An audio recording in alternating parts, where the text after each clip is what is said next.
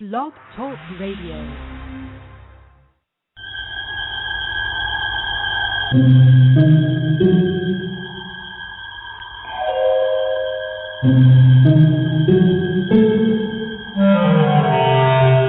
Archangels, ghosts, and Bigfoot. Oh my! It's just another night for Supernatural Girls. Real stories, real answers to life's biggest supernatural mysteries. And now for another exciting interview with paranormal experts from this world and others. Psychic medium Helene Olsen and paranormal researcher Patricia Baker. Here are Supernatural Girls.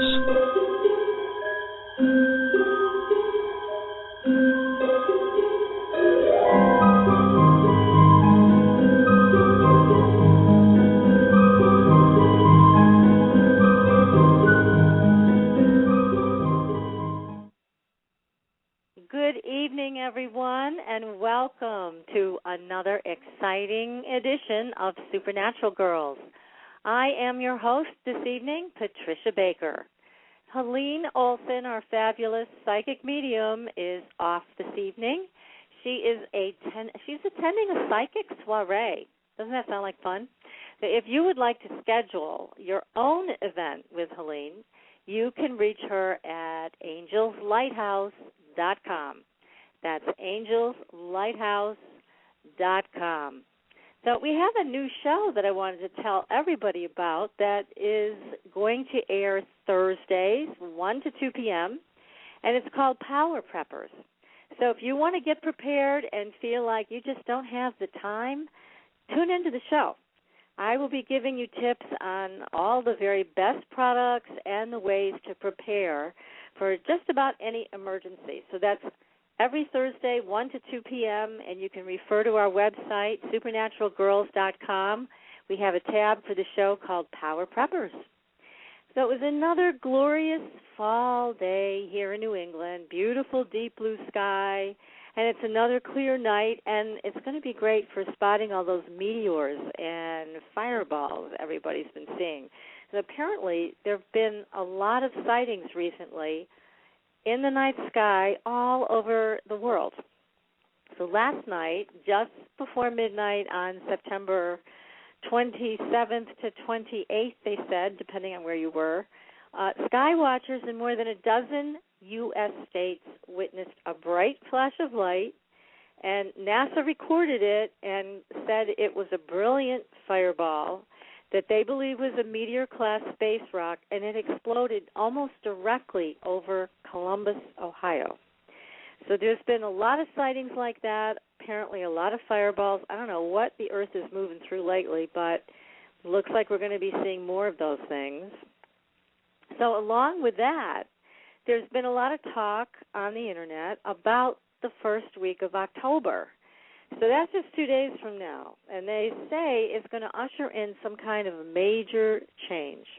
So there have been predictions about a 9.7 hitting California, and if that happens, that would be the strongest earthquake in recorded history. And there are other predictions also, like a solar flare knocking out all our electronics for months, and even an undisclosed event that may hit Region 3 of the U.S., which, for those of you who don't know what Region 3 is, that's Delaware, D.C., Maryland, Pennsylvania, Virginia, and West Virginia. So a lot of different predictions are coming out about this first week in October. So what Helene and I decided is we wanted to ask all of you, if you have a prediction, if you have a premonition, a vision, a dream of what is to come, send it to us. So send it to info@supernaturalgirls.com. That's supernaturalgirls with a Z. And we're going to keep track of all these predictions on our website. So this is going to get very interesting. And actually, one of our listeners has already sent in a prediction. Now, here's what she says. She said that she has seen that around October 12th, and this is a little bit after next week, so October 12th, something huge is going to take place. And she said it's dealing with the ether and the earth and the real physics of all of it and how everything is going to change. And then shortly after this event takes place, and is completed, something else huge will happen. So what she thinks it will be, absolute worldwide alien contact. And she said this feels like it will begin sometime in November of this year. So that's our first prediction from one of our loyal listeners. So please, if you have a prediction, just send it to us at info@supernaturalgirls.com. And don't forget to sign up for our newsletter at supernaturalgirls.com to be included in all the drawings and giveaways that we are going to be doing starting next week. So lots going on in the world, lots of things to be aware of. So tonight, however, we are going to be talking about a fascinating subject because now in the past we've talked about angels. And we've talked to people who talk to angels. And actually, Helene is one of those people who has direct connection with the angelic realm. But we have not ever talked to anybody who has direct contact with fallen angels. But tonight we have a special guest, Timothy Wyllie, who is an author of a number of books, and the one we're going to be talking about this evening, Revolt of the Rebel Angels and the Future of the Multiverse. So let's bring our guest on. I've got a lot of questions for Timothy, and you may too. And if you have a question for Timothy, please call in at 646-478-0828. Again, that's 646-478-0828. So we're going to bring Timothy on. And Timothy, welcome to the show. Well, thank you very much for having me. A very interesting introduction, too. Well, it's my pleasure having you here. Thank you for taking the time to join us this evening. This is a fascinating subject, and your life story just in and of itself is fascinating. You've had so many things that you've participated in. You've had near-death experiences. You were participating in a group that some might call a cult. And you've done all kinds of interesting experiences with non-human intelligence. So we want to hear all about everything, but my goodness, where to start? Where would you like to start talking about you? How about that near-death experience? What happened? Well, I think that would be the place to start, yes. I mean, I had a spiritual bent before then, but nothing more towards the extraterrestrial, I think, than the angelic. I didn't really believe in angels. And then I had this near-death experience. Excuse me. It was in 1973, and I was lifted out of my body. I found myself in a situation with about 8 or 9 other people, all whom I was told were dying at the same time. And then a being of light came up to my left-hand side and confirmed, yes, that I was dying. And what happened? Was there an accident, or was there some kind of an illness? What created this? Yes, it was a combination of things. I actually kind of worked myself to death. I was in a situation where I had no real choice but to, work for maybe 20, 25 hours a day. And I caught flu, and I fainted, and my back gave out, and my lungs filled up. I think I probably had walking pneumonia. And I just pulled myself back to where I lived, and I drew a bath, because in England we like baths as opposed to showers. And I just lay back in the bath, and about a minute and a half later, I shut my eyes. A minute and a half later, I was about 500 feet up in the air, and I could see myself in the bath below. And I found myself, I've written about this quite extensively because it was so extraordinary, but I found myself in what turned out to be a monorail car. And it was running up this long, wonderful sort of over this great forest. And here I was in this monorail car, and at one end, it suddenly got very, very light, and I heard these words in my mind saying, yes, that I was dying, and I got a glimpse of what would happen, and I would just sort of slip under the water and drown, I guess, if I had chosen that. And they said, but we're giving you the choice. You've done what you came to do, which is in itself an interesting point. I was 33 at the time. Yeah, and it's very rare, from what I understand, for people to be given a choice. Usually they're told one way or the other, you go back because you're not done, you're not finished with your work, or you're coming with us. But it is rare, from what I've heard, to have a choice presented to you. That's quite true. I've only come across it, I think, in two other situations, and I've read quite widely into this. Yes, I think it is quite rare. I mean, quite a lot of people might have been given the choice and said, no way, thank you very much, I'm going to go on. And we never know about it. So, I don't know about it. I've looked back from time to time and thought I was crazy to come back, of course. But, what got me was that it was all so glorious and wonderful, and I knew if I went on, it would just go on getting more glorious and wonderful.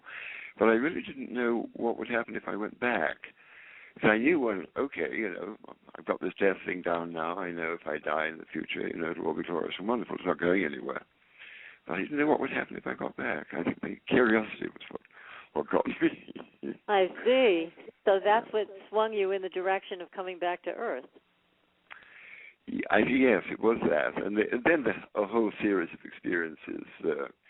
One was when I made that decision, the thing that I was in kind of melted away, and the sky everything just filled with angels. And here's me, I mean, I was an old cynic, I didn't believe in angels.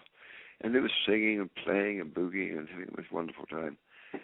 And so, just wonderful. And then these two beings, very tall, kind of almost like beings of light, kind of came up either side of me. And I drifted over this great plain towards an extraordinary sort of looking building. Very modernistic and very strange and almost alive. And I was taken into it and put onto what could be a sort of an operating table or something like that. Uh-huh. And these little beings were sort of scuttling around me, and I heard somebody coming up behind me and whispering in my ear, this is going to hurt, but it's going to be very, very short. And this kind of contraption swung over me, and this machine sort of dropped down into my tummy. And yes, it did hurt. It hurt very, very much, but it was very, very short. And what was it? Was it a pressure, or was it, I mean, what did this machine do to you? I'm still alive. Okay, so it did something to revive you and your physical body? I think it did, because when I finally got out of my bath, I was well, whereas before I was on the verge of death, So, yeah, I think they did do something to me. I have no idea what, but, I kind of came back, and it was such a profound experience. I mean, there's no way one can look back from that, So I just started on my I won't say mission, that sounds too pompous, but just my exploration of what's going on here. I mean, if this is really true, if there is another reality that we die into, then it must obviously have an interest in what's going on the planet. I mean, that's just common sense. So that is common sense, yes, that it's all connected. It's all connected, yes. And I think, when we think about this planet, I know a lot of people, have, very, very, terrifying thoughts about the future. But that's only because we've been programmed to believe we're a closed system, there's nothing else out there. But of course we're not. We're part of a vastly complex and interrelated and integrated system that involves both the inner worlds of the angels and the outer worlds of the extraterrestrials. And this planet is a very, very important little planet. And a lot of people are interested in it. Yeah, it does seem that way. And why is everybody so interested in planet Earth? Is it because it's the only place where we have freedom of choice? Oh, my goodness, no. No, all mortals, and millions of course, mortal planets have freedom of choice.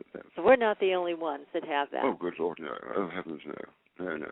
Angels have somewhat less freedom of choice because they kind of are somewhat programmed to do what they're meant to do, so they don't need much freedom of choice. I mean, that's really what the Lucifer Rebellion was all about. It was about angels. Yeah, now, this is of great interest, I know, to me and to everybody in our audience. The rebellion that you talk about happened, but hundreds of thousands of years ago? Is that what you're referring to? A place in time where this actually occurred? Yes, I mean, let me first say that I've studied a lot of cosmologies in my time, and the one that I find most reliable, and I've been sort of working with it for the last 30 years, is something called the Urantia book. Yes. The Urantia book. Okay. I have a copy of it right here. All right, it's a big fat volume, and but it's a bit daunting. Very interesting. It is. It's a bit daunting to read because it looks like about 10 encyclopedias all rolled into one. Make that 100. Yeah, right. Make that 100. No, it's a very profound and a very important book, and it'll probably be much more important in 200 years than it is now. Wow. But it's really. It was given to us because we really needed it. You know, it came through from the angels, from the angelic group, and it came through pretty clean compared to a lot of stuff that comes through. Mm-hmm. And it came through because, you know, back in the sort of 1890s, 1880s, you know, in the beginning of the sort of through that period, you know, there was a lot of other sort of cosmologists floating around. And you know, people were getting confused. So this was really given to us as a gift, really. It is a remarkable book. There's no question about it. But if you can, please tell us more about the Angel Rebellion. I mean, because you just said something that was quite telling, that angels don't have a lot of choice. They're programmed to do certain things, and that's what they do. So what came about that created this place where all of a sudden they chose to do something else? Well, this is not the first rebellion. There's been, I think, either 2 or 3 rebellions in this area of the universe in the last sort of few million years. So it's not the first. You can look at it from a number of different viewpoints. Well, firstly, let's lay it out as people normally hear it. It happened around 203,000 years ago. It happened on what's called the capital planet of this particular section of the universe. And the universe obviously is a very organized place, it would have to be. And the smallest section is called a system of planets. It's 1,000 inhabited planets, or to be inhabited planets. Okay. So in our system of planets, right, we're kind of overseen by a headquarters planet, right, which exists not on this plane, but exists on the angelic plane, right? And it's okay, so there's a planet that exists in another dimension, and they oversee Correct. us. Okay. Okay. You can think of it as a stacked.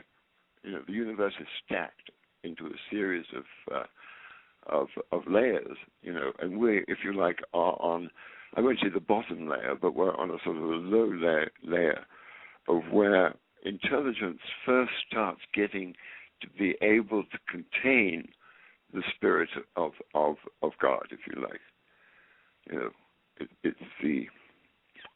It's the bottom of the heap in a sense, but it's the top of the heap of the animal intelligences. So it's where those two intersect. Huh. Okay. So that's interesting that we're both polarities there. Yes, we are. I mean, we grow out of an physical animal background, but then when we reach a certain stage, we are, if you like, gifted with this inner spirit, the Spirit of God that lives inside us. It has many names, and it can be expressed or it can be repressed, but it's there in everybody of sound mind, anyway. Right. Anyway, we're one of these 1,000 planets. Actually, they tell us. Well, I think we're number 606. I think is the number they tell us. So that tells us, we're not at the beginning of it, but we're probably sort of halfway down it. So we're a relatively new planet. All right. So this rebellion essentially happened because the angels officiating this particular, the guys in charge, if you like, have to have a pretty good grasp of what humans are like. In other words, they're closer to human nature than they are to the angel nature. And this is a very risky situation to be in, because human beings, or mortals, are pretty uppity creatures. We get all sorts of ideas, and we make all sorts of mistakes. make all sorts of wrong choices. So, but we have this one great advantage in that we're upwardly mobile. Because we have the Spirit of God inside us, we move up through the great sort of tower of beingness, if you like. Angels are static beings. They're created for their functions. So one of the outcomes of this rebellion, if you like, is the fact that because the angels who rebelled are now being placed into human bodies, if you like, they're living human existences. They don't realize they're angels, many of them, because I won't say the penalty, but the outcome, if you like, of the rebellion was, okay, if you wanted greater freedom of choice, which was the central point of the rebellion, is that the rebels were saying, listen, we're tired of this centralized authority and not in contact with what's going on the planet. Give us more freedom of choice, and we'll go and deal with it. And this caused an uproar, right? But it was like a father and a son, you know. The son has to break away from the father, so the father has to put up a good show. So, in a sense, the universal authorities put up a good show. They said, all right, if you think they're so smart, go off and see what you can do. So, 203,000 years ago, 37 of those planets, of which were one, were taken over by the rebels. And so these are the angels that wanted more choice. They felt that the central authority, from what you're saying, was restricting them in a way that they didn't want to be restricted anymore. This was the central issue, yes. But you also have to understand, angels are, on the whole, very good at what they do, but they're not enormously smart. They're not accustomed to deception. They can't see through other people's agendas. They're kind of innocent in a sweet kind of way. And I think a lot of them went along with the rebellion simply because their bosses were so enthusiastic about it. They didn't really take it all in, and they didn't think out the consequences very carefully enough. And they suddenly found themselves in the situation, not having any rudders anymore. Yeah, this is fascinating. But Helene and I have often had many conversations actually about angels, and I've often brought up the fact that I feel that angels just do not have a clue what it's like to be human, what it's like to be in a human physical form with an emotional body to deal with and physical pain to deal with and all these other things, that they really don't have a true understanding of that. And would you say that's accurate? Yes, that's perfectly accurate.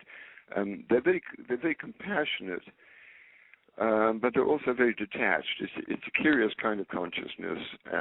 You can see it sometimes in people of very high intelligence who aren't very developed on an emotional level. They can make they can make decisions that other people wouldn't make under the delusion that they were helping. That sort of thing. You bring up the word, you use the word detached, and that's kind of how it feels. Although some people have had angelic intervention in their lives that was direct and forceful and made an enormous difference in them being able to continue on with their lives. So there is some direct intervention that we've all heard about and some people have experienced. But overall, to me, it looks like they stand back quite a bit, and this level of detachment that you've brought up, to me, I think that's key for the angelic realm. They have their job to do, as you mentioned, and I just wonder how much latitude they really have to help people. Well, when I speak about this, I can only speak from my own experiences, and also from the experiences of other people who I can feel are telling me the truth. So this is my best hit on that one.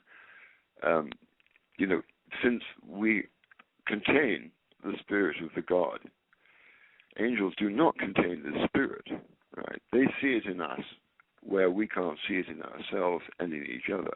This is why they serve us. This is why they love us so much. And this is why we're so important to them, right? So they're dispassionate because a lot of what we have to learn by making mistakes. If you get something right first time, you don't learn from it. You say, oh, fine, anybody can do that. But right. If you make a mistake and you're wise, you learn from it. Of course, if you're even wiser, you learn from other people's mistakes. But you still have to go through it. Exactly. Right. But you're right. I mean, there is an evolutionary process that we hopefully are all involved in, where we are refining. Whether we like it or not, we're involved in it. Yes.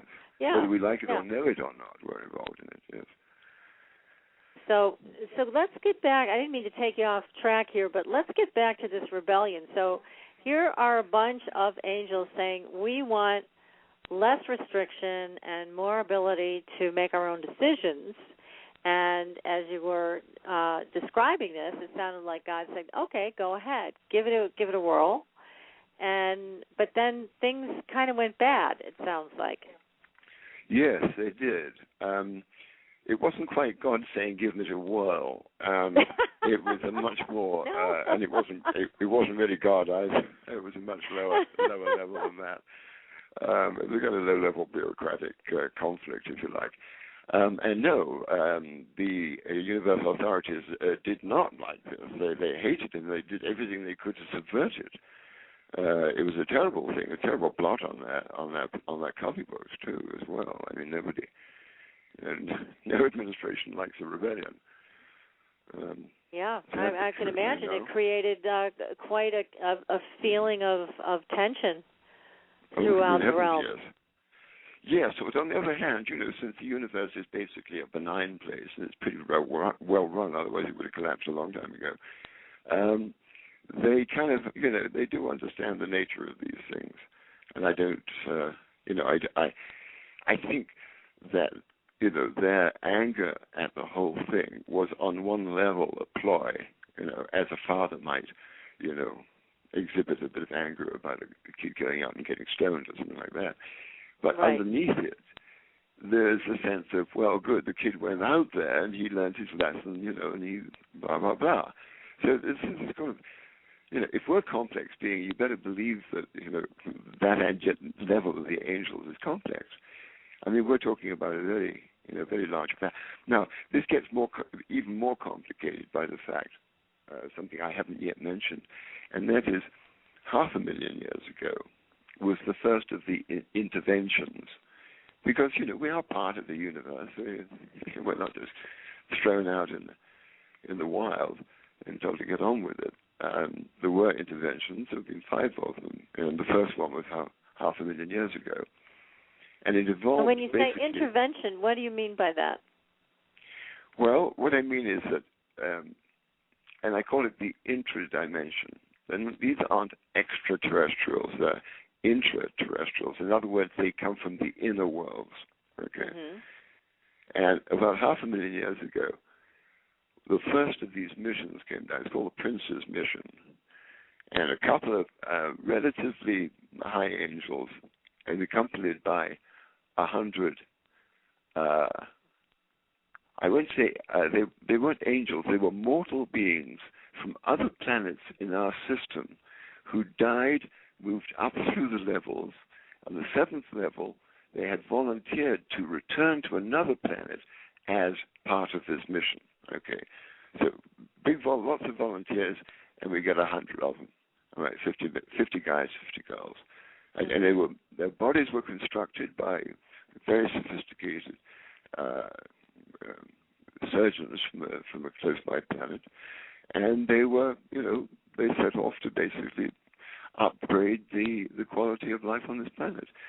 The first place they built, the city they built, is now underwater. It is in the Arabian Peninsula down there. One of the reasons it's such a lively area.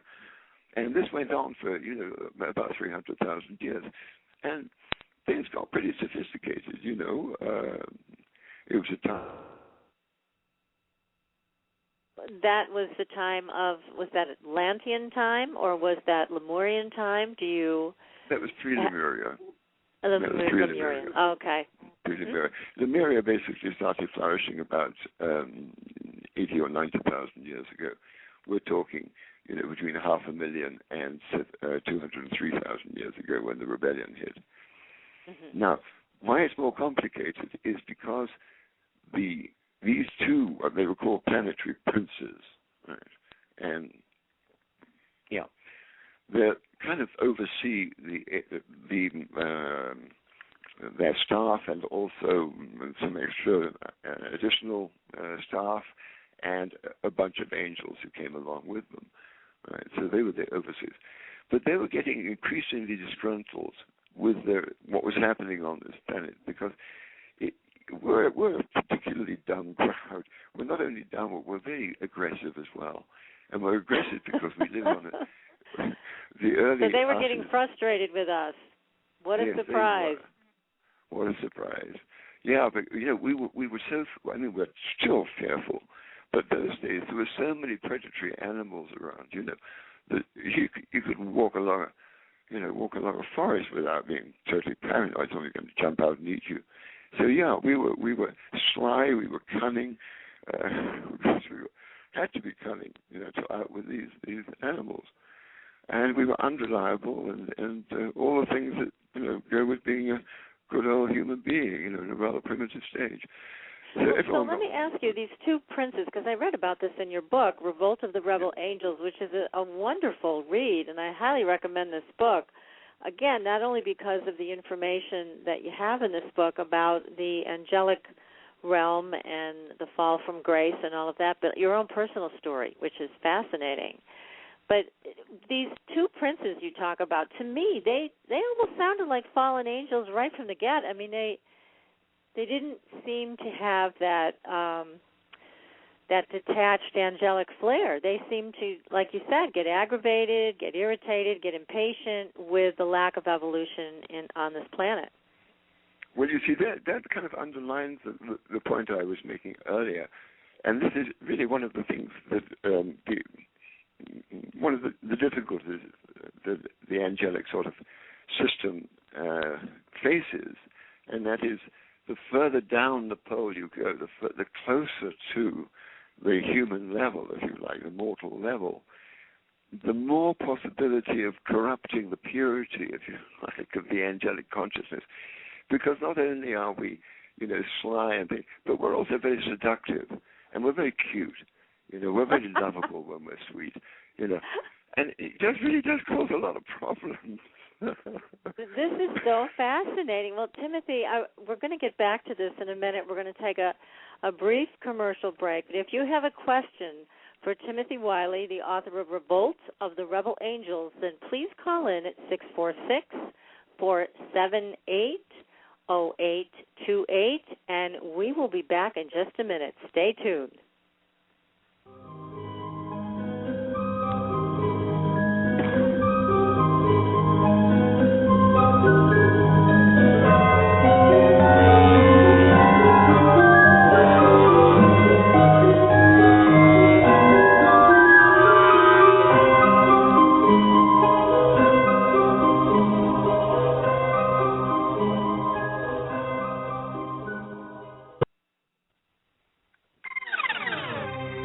Sometimes life can be a challenge.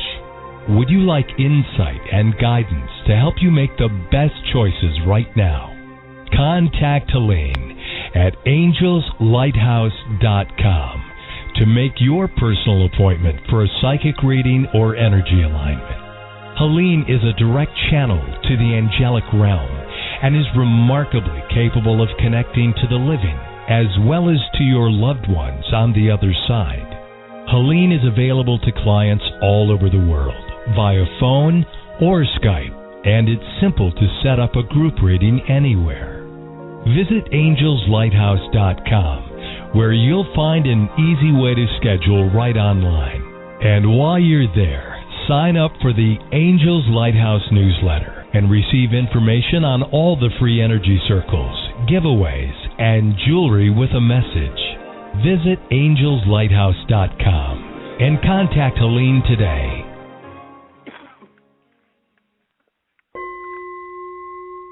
Are you ready for a new experience of freedom and powerful connection? Would you like a positive, effortless change in your life?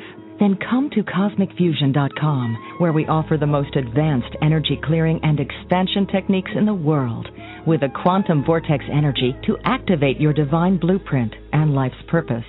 When your soul leads the way with cosmic fusion and quantum vortex energy, you can break clear of past difficulties and blocks with the power of the Source. With Cosmic Fusion, the Source energy does the work for you. It's easy and effortless. Listen to our free meditation right from our Cosmic Fusion website, the Cosmic Code Meditation. Sign up for one of our interactive webinars today. Come to Cosmic Fusion, www.KOSMICfusion.com, to experience an effortless awakening and transformation. Are you ready for an upgrade? Are you ready for a new experience of living in the fifth dimensional magic and powerful connection? Then visit CosmicFusion.com today. CosmicFusion.com.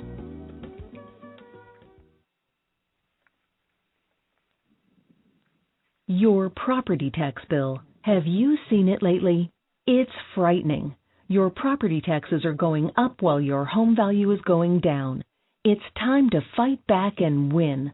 For the real truth about the property tax system, get attorney Pat Quintilian's book, Are You Getting Screwed on Your Property Taxes? How to Find Out and How to Fix It. Attorney Quintilian answers all your questions and gives you the facts you need to fight a property tax bill that is spiraling out of control. You'll also read about what happens to property owners who don't check their property records, only to find out too late they're taxed on square footage, fixtures, and even buildings that they don't own. Is this happening to you? Learn your rights. Buy attorney Pat Quintilian's book today. Are You Getting Screwed on Your Property Taxes? How to Find Out and How to Fix It. Available on Amazon.com.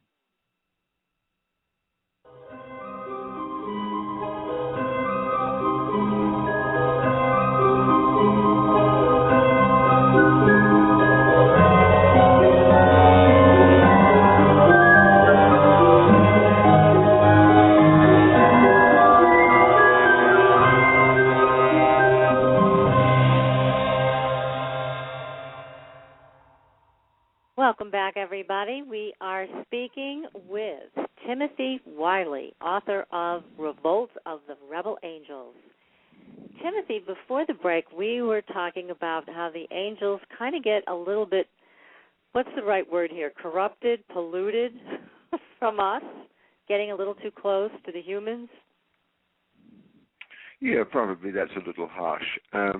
I think it comes more out from love and sympathy, you know, more of that sort of thing. You know, when a parent sees a child making a mistake, you know, the instinct is to try and correct it, or try and stop it, or try and help the child in some way. And yet, of course, you know, the mother or the father or the angel knows that the child has to make that mistake in order to learn from it. I think they only really intercede in a real physical way. And in fact, actually, they have to get another bunch of angels to do that, because you know, guardian angels actually can't manifest in this reality. They can kind of move through dreams, perhaps. But there's another group of angels, and we'll come to that, called midwayers, who are the ones who can interact with this reality. And they can sometimes be put in situations where they can, you know, save somebody's life if they, you know, have to continue it, if they haven't finished what they came to do. So there are a certain group of angels you're calling midwayers, and they can intervene. They can physically change things, move things, save people's lives. Yes, and now if we go back to the rebellion, one of the problematic aspects of it was that out of the very many, 50,000 of these midway creatures who'd been around for, you know, because they served the prince's staff, they'd been around for, you know, over 500,000 years. Over 40,000 out of those 50,000 went with the rebels. and 60 out of 100 of the prince's staff went with the rebels, and both our planetary princes went with the rebels. So we were basically, like the other 37 planets, we were, basically taken over by this, subgroup, if you like. Now, where it started going wrong is not so much on the Lucifer level, who I think his intentions were always, if rather naive, were at least reasonably healthy. The guy down here, Caligastia, the head of the angels down here, really went to town. I mean, he was a loony. And, it all went to his head, and, it was a ghastly situation. It got worse and worse. And that sort of ended up by corrupting the midwayers who were down here, these 40,000 or 41,000 midwayers. And, of course, they appear in history, if you like, as the gods, if you like, of the old pantheons. And, if you know the effects of those gods on Greek history, Roman history, you know how profound that is. I mean, they really mess things up. Well, yeah, I mean, if you look through the stories of old, and, I mean, if there's any truth to even some of the mythologies and things like that, it did look more than bizarre to someone from this culture looking in on that. And they did seem to have, I mean, extraordinary powers and abilities to do things, and they, again, seem to be caught up in what we would call as humans the ego self. True. And that's making exactly right. Okay, so that's what happened. Isn't that just awful? Because what did that mean for all of us humans that were living at that time? It had to be awful. Well, I mean, yeah, I mean, it's possibly as awful as a surveillance society, a total surveillance society. I mean, we're not that crazy. We're kind of recreating it, on our own. But yeah, it was pretty awful. I mean, it had its good points. I mean, there was still, a small remnant of midwayers, who were positive. They had a big hand in getting a group of these rebels, or if you like, the portion of the guys who didn't rebel. He managed to get them out to Lemuria and get that started. And that was kind of, that held the juice, if you like, for maybe 50 or 60,000 years. But because even that was a very advanced civilization, from what I've heard. Lemuria. Yes, it was advanced, in many curious ways that we don't fully understand, and in other ways it was kind of simple. Perhaps in a sense more like sort of angels living down here. And they weren't angels, but more like these are the sort of choices angels will probably make. They were very advanced, for instance, in controlling the weather. They were able to manipulate enormous stones, through sound waves, through manipulating sound waves. I mean, they were very sophisticated in certain areas. But like all cultures, sooner or later it fell to pieces as well. Probably around the time, that the three great cataclysms happened, and then of course we get the Atlantis, essentially coming out of that in a way, seeded by some of the Lemurians, but unfortunately again seeded by some of the more uppity Lemurians. So it goes. So it makes it difficult, I think, for humans when there are super evolved non-human beings that again are, I guess the way I see this is vibration. So you have people that are the overlords that are making choices that are disruptive, chaotic, egotistical, and that's a vibration that's put out. And here are the humans attempting to evolve on their own individual paths as well as their societal or cultural path. But they're being affected by all of this. They're watching all of this. And I mean, it's a real, I would think, dilemma in terms of, I can see this is what keeps us fairly stuck. And well, the situation, I should say, I'm sorry, I didn't mean to interrupt you. No, you're not. Go ahead. Fortunately, the situation has changed. And one of the reasons, to go back to why this planet is an important planet, it is because how shall I say,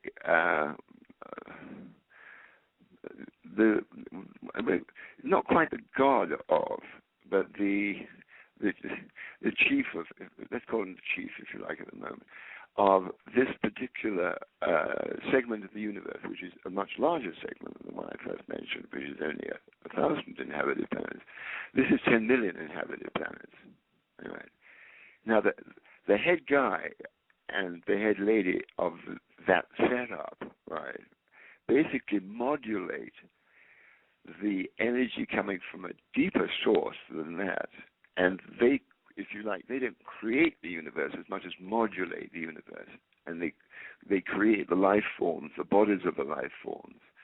They prepare the life forms for the God to come in to, when the life form reaches the mortal stage, the God then can come into it. So this particular entity, right, called Michael, let's call him Michael, he is required to incarnate, to have a lifetime in all basic 7 levels of his administration. Right? So he does a term as an archangel, he does a term as a midway, he does a term as and he also does a term as a mortal being. Right? Now he has 10 million planets to choose from. He happened to choose this little planet. Well, how about that? Yeah, right? How about that? And so, as we know, his incarnation was obviously as Jesus Christ. And that is why we attract so much attention, because, believe it or not, that incarnation was absolutely vital. It was to, in a sense, assume the role of a human being, right, and live the life of a human being, with all the disappointments, all the loves, all the hates, all the stuff that we all go through, including a very unpleasant death. And that was, in a sense, to show the universe, if you like, to demonstrate the universe, that he knew what it was like to be a human being, just as he knew what it was like to be an archangel when he was an archangel.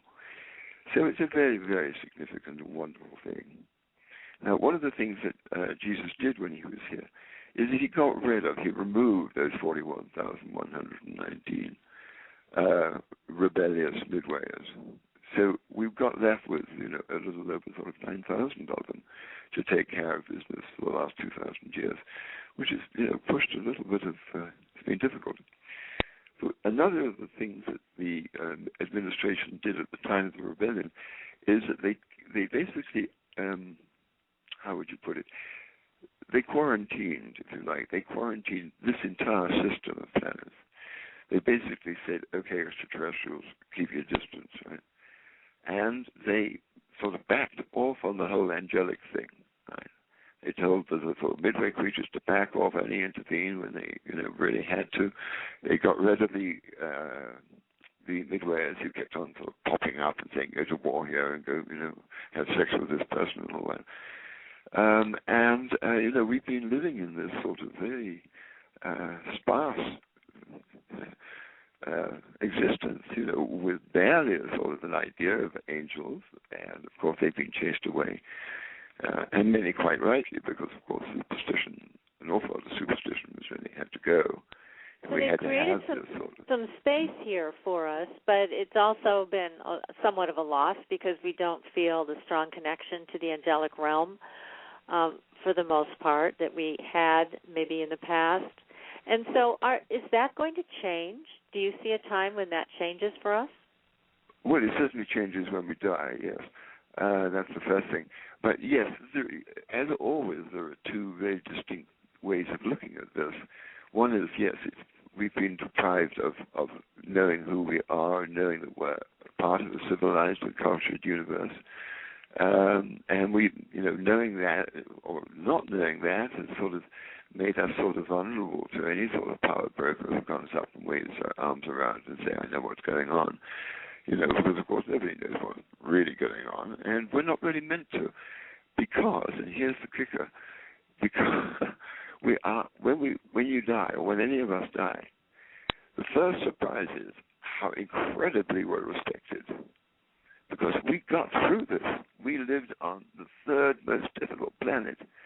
Out of 10 million planets, the third most difficult. We got through it. Right. Now, so we get gold stars for that? We get the pat on the back? Is that what you're saying?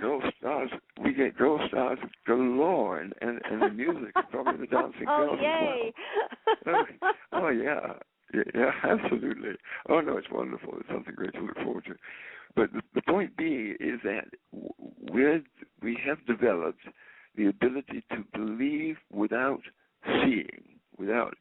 This is the great challenge of our human nature, if you like, is to be able to step into faith, step into an inner knowing, an inner instinct, an inner intuition of the truth, which is one reason, of course, why we're so challenged by science, by all sort of conventional thinking, to devalue our intuition. But that's only a challenge, So it pays off in more ways than we even know when we do enhance and, first listen to our own intuition and then continue to develop that like a muscle that needs to be exercised. It's what I tell everybody. This is just another aspect of yourself you need to get in touch with and use so it gets stronger and stronger. So you're saying that is a huge benefit when people do that, more than we know. More than we know, and it's an absolute key really to the whole way of sort of moving into an understanding that we're sort of a pivot point, we're a midpoint between what is below and what is above, or what is created already and what is to be created. We're the pivot point. I say sometimes, and I'm sure you do as well, we're the hands of the angels. We manifest what the angels sort of bring to us. I hope I'm not overloading you and your audience with this. I mean, I've been at this for many years. It's so fascinating, and but you did warn us. You did say this is complicated, and I can see what you're talking about. It is complex. However, it's fascinating. And now the other aspect of how you came to all of this knowledge is that you had direct contact with a fallen angel. Yes, yeah. I mean, I should say this has taken a lifetime of work, and certainly of the last 20 years of very, very, very considered and precise work, because, of course, there's such a deeply sort of built-in distrust between, what we've come to think of as fallen angels, and of course they're not. They're just creatures like us who made a bad mistake, and a few of them went a little crazy. Most of them didn't. Most of them were just sort of put away somewhere for a long time to kind of learn their lesson. But the interesting aspect of it, and I wonder how you'll respond to this, is that, and this is really the central nugget of what I've been led to understand, is that the angels who, if you like, fell with Lucifer, and there are many of them, are being given the chance. I won't say they're being forgiven precisely, as some people think, but they're being given the chance to redeem themselves or to understand the consequences of the decisions they made to give greater freedom to everybody. It wasn't just angels that wanted greater freedom. Everybody, wanted greater freedom, and everybody was given greater freedom. And, of course, this is the mess we've got ourselves into as a result. For the last, certainly, I think probably starting in Atlantis with a handful, and then popping down a handful every once in a while, and then starting after the last big war, coming in quite big sections until one of my contacts now tells me that about 120 million, and probably a lot more that I'm not being told about, of these rebel angels who are now, in a sense, in human bodies. They believe themselves to be human beings, although they find themselves to be very different from normal people, their mother and father generally, and most of their brothers and sisters. So they're kind of considered freaks, and they're interested in things that other people aren't interested in, rather than going to the arts. What I'm being told is that since things are closing down pretty soon, it's very good for people to start understanding who they are, where they come from, what their heritage is, and why they feel so incredibly different from normal people. So what you're saying, Timothy, is that, if I can just interrupt for a second, because I just want to go back through what you've just shared with us. So what you're saying is these fallen angels basically were given an opportunity to come to terms with their poor decision, and they were allowed the opportunity to be born into a human body and live as a human being on this planet, to evolve, to make different choices. That's why? Yes, well, more to, and yes, I should also say it isn't quite like, one incarnation. It takes a lot of incarnations for an angel to come into, a full, 3D operation, because this is the densest of all the levels, if you like. It's the densest emotional level. I mean, when extraterrestrials come here, the first thing they do is they have to deal with the emotional turbulence in the atmosphere. And I mean, the first ones that came here, or not the first ones that came here, but there was a group that came here in the 50s, I think, in France, and they were able to stay for 10 minutes before they had to get off. So it's a pretty hardy area, and angels have to come through a number of incarnations prior to incarnating on this particular level. So just to kind of get acclimated, because it's so dense and it's so emotionally volatile. Exactly. It's to do with the emotional body. You see, when you don't have much freedom of choice, you don't need a very strong emotional body. Right? Emotional bodies really get stronger the more difficult decisions you make, the more complex decisions. Very interesting. Very interesting. Yeah, that's a big one. Which is why, if I may just finish that thought, which is why most rebel angels coming into human incarnation have very, very trying and difficult childhoods. It's kind of a way of kind of getting it over quickly, of really learning how to deal with harshness at a young age. And a lot of us go down very quickly, you see. But at least that's an incarnation out of the way. Well, these difficult childhoods, I mean, just about everybody I know has had a difficult childhood, and it does force you into one of two things. Either you're going to repress those memories and feelings, or you're going to dig deep and let yourself feel all the emotion that's there and then learn how to manage that.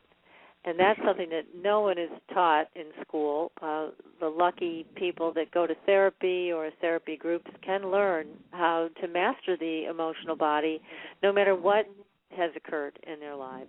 So it becomes quite a gift to be able to master that. And I can see where it would make a big difference for everybody. It's also something one has to discover for oneself. I don't think anybody could have taught me. I think it was something I saw, and I think this is probably true of most of us. We just have to jump in and work it out for ourselves. There's no teaching it.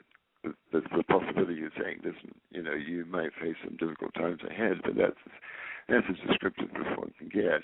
Because, you just have to have faith that the angels are taking care of it. They're looking after things. I had a very bad automobile crash when I was 17. And I won't go into the complexity of it, but I and my girlfriend were miraculously extracted from this car, which was flattened out. And it's been a puzzle for me for 40 years. And it was only, 20 years ago or something like that, an angel told me, well, yeah, you were pulled out. So things like that go on, and I had no idea that of course, that happened. It was just another one of those weird things that was quite a miracle. I mean, if your car was flattened and you both escaped, and with your lives, that's quite a miracle right there. Well, it's even more miraculous when you consider the car was one of those French chauffeurs with the windows only 6 inches high. I mean, it was goodness. Impossible. Yeah, that is pretty impossible. Well, obviously, they were right there for you. Yeah, I think probably, I mean, at 17, I obviously haven't accomplished what I was here to accomplish. Yes, you had a long road to walk before they're going to let you out of here. Well, not too long, only another sort of 12 or 14 years. But I still haven't actually completely worked out what it was that I did in those 10 or 14 years Well, again, your life is rich, is such a rich life with so many different experiences and so many different stories to tell to all of us. But now you've intrigued me with talking about angels and extraterrestrials in the same sentence.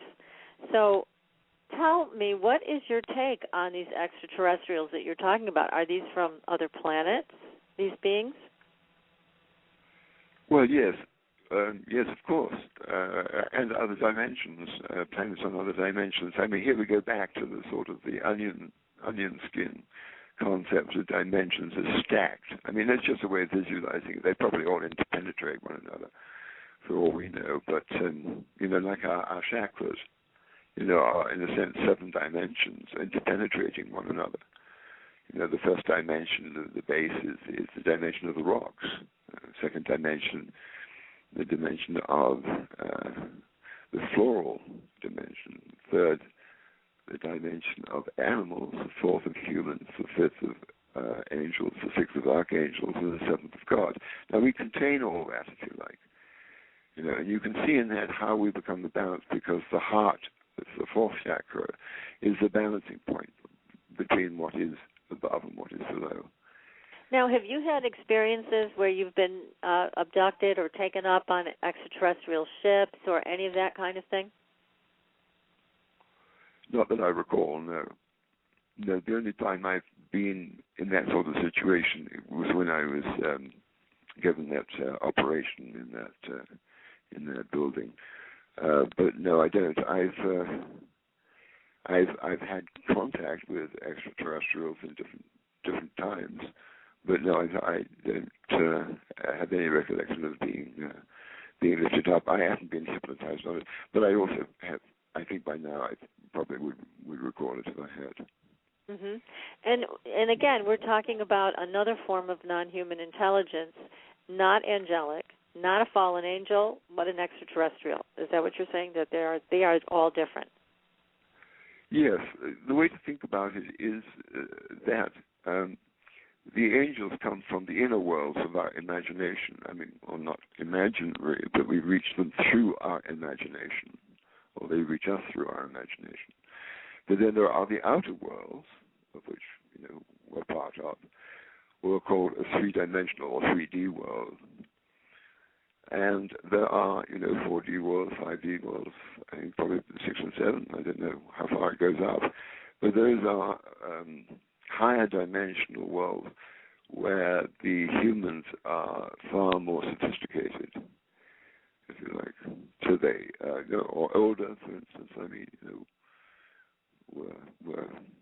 we're in the latter part of the enormous, the vastest of the universe cycles. I could explain it, but it would probably bore everybody. Oh. Well, I know that. The kinds of questions that people are writing to me right now are, we're going to pick some of those up. I mean, one of the first question is, do you think it's that people should be asking for help from angels? I mean, should people be saying, "Please help me," and will they get a response? They get all the help from the angels, whether they ask for it or not. Oh, okay. You don't have to even believe in angels to be, But don't expect too much from them, because they know, as we should, that we're here to live the life of human beings. We're not here to live the life of shirking off into the upper planes. I mean, that goes nowhere, unless you have a very kind of pretty stable outer life. So my sense is open to the angels, by all means, acknowledge their existence, thank them, for when good things happen, appreciate the fact that they didn't help you out of a bad situation, not because they don't exist, but because they feel that you need to go through that experience fully, without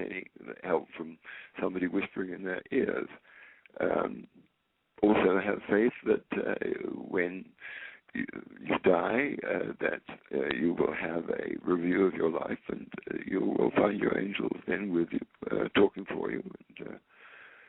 And it's a much better thing to know that the angels exist, because if you really flow with your intuition, and I agree entirely about the intuition being more like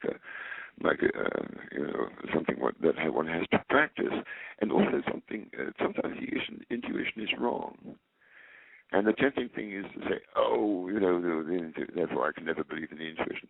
But the point about that is that the mistakes you make, if your intuition is wrong, are your mistakes and not somebody else's mistakes, because somebody else's intuition was wrong. So the thing is to stay with it and develop it, as you say, like a really strong muscle, and then develop the ability to be able to listen without any sort of overtones, any judgments, any sort of one's own sort of difficulties, if you like. It's a wonderful relationship to have in one's life. It's not something that one needs to be overpowered by, although the first year or two of being in contact with the angels, of course, it's a pretty extraordinary thing to be in that situation, because one suddenly finds oneself being interested in completely different things. You don't watch Fox News anymore, or something like that. You find yourself more helpful, or more loving, or more interested. It's something to be recommended, but I wouldn't say look to the angels for help necessarily.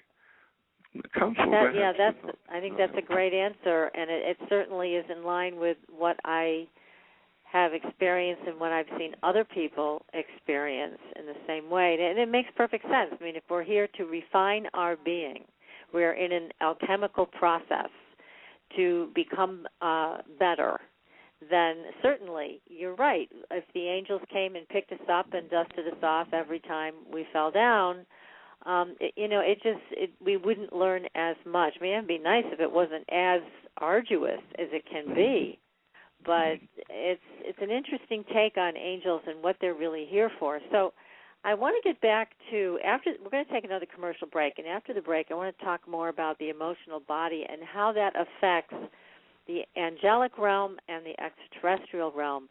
So stay tuned, everybody. If you have a question for Timothy Wyllie, our guest tonight, then please call in at 646-478-0828. That's 646-478-0828. And stay tuned, everybody. We'll be right back.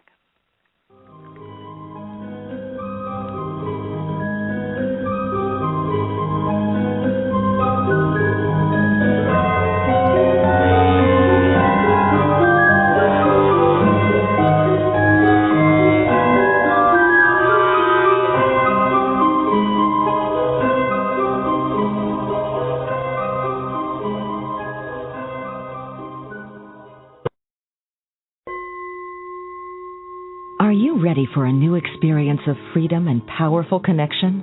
Would you like a positive, effortless change in your life? Then come to CosmicFusion.com, where we offer the most advanced energy clearing and expansion techniques in the world, with a quantum vortex energy to activate your divine blueprint and life's purpose. When your soul leads the way with cosmic fusion and quantum vortex energy, you can break clear of past difficulties and blocks with the power of the source. With Cosmic Fusion, the source energy does the work for you. It's easy and effortless. Listen to our free meditation right from our Cosmic Fusion website, the Cosmic Code Meditation. Sign up for one of our interactive webinars today. Come to Cosmic Fusion, www.KOSMICfusion.com, to experience an effortless awakening and transformation. Are you ready for an upgrade? Are you ready for a new experience of living in the fifth dimensional magic and powerful connection? Then visit CosmicFusion.com today. CosmicFusion.com.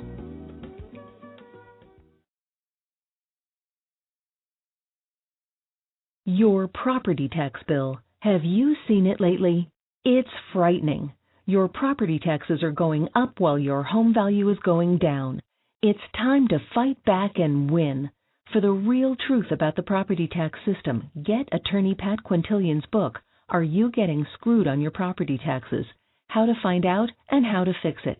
Attorney Quintilian answers all your questions and gives you the facts you need to fight a property tax bill that is spiraling out of control. You'll also read about what happens to property owners who don't check their property records, only to find out too late they're taxed on square footage, fixtures, and even buildings that they don't own.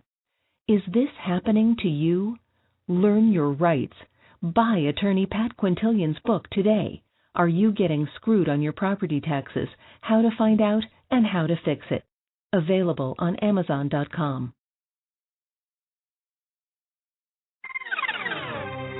Sometimes life can be a challenge.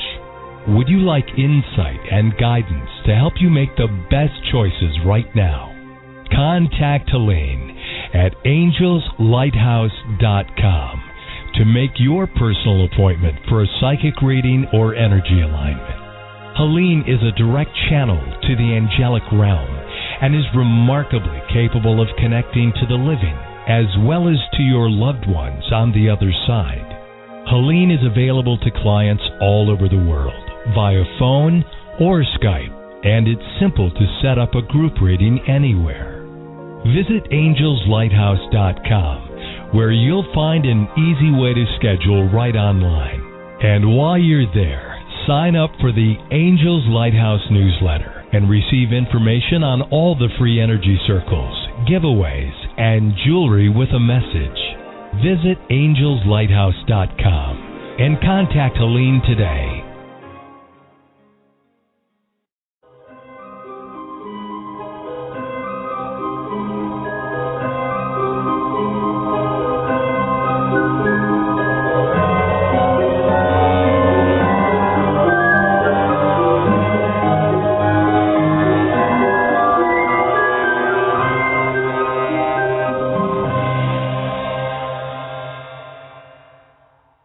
Welcome back, everyone. We are speaking with Timothy Wyllie this evening. He is the author of Revolt of the Rebel Angels, The Future of the Multiverse. So, Timothy, the emotional body, this is a big issue for everybody here on this planet. Yes. I mean, let's place it firstly within context, because, in a sense, what does the emotional body mean?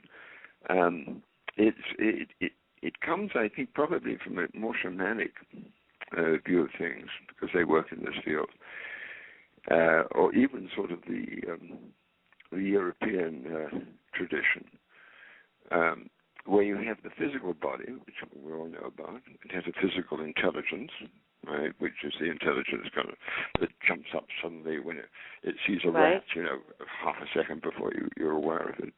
Uh-huh. There's the